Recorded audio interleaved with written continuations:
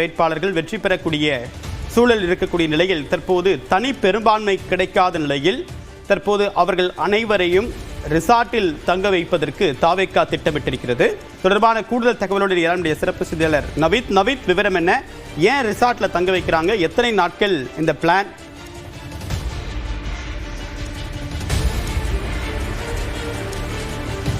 மாமல்லபுரம் பூஞ்சேரியில் உள்ள ரிசார்ட்டுக்கு வர அறிவுறுத்தப்பட்டிருக்கிறது. விவரங்களோடு நம்முடைய சிறப்பு செய்தியாளர் நவீத் விவரம் என்ன? எத்தனை நாட்களுக்கு ரூம் புக் பண்ணியிருக்காங்க? என்ன பிளான் தாவேகா கிட்ட? தேவா, தமிழக அரசில் இந்த தேர்தல் முடிவுகளானது இன்று வெளியாகி இருக்கிறது. குறிப்பாக தமிழகத்தில் பல்வேறு சட்டமன்ற தொகுதிகளில் தாவேகா முன்னிலை வகித்திருக்கிறது.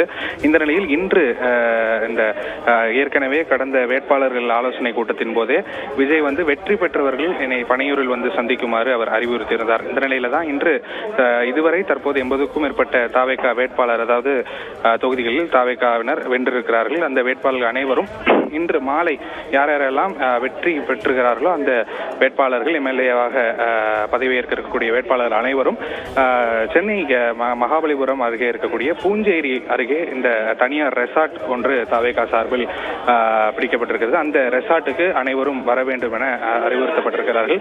இங்கு வரக்கூடியவர்கள் அவர்களது செல்போன் அனுமதி இல்லை. அவர்கள் இந்த எந்தெந்த வேட்பாளர்கள் இங்க வராங்களோ அவங்களுடைய செல்போன் எல்லாம் அனுமதி இல்லை எனவும் ஒரு தகவல் என்பது தெரிவிக்கப்பட்டிருக்கிறது.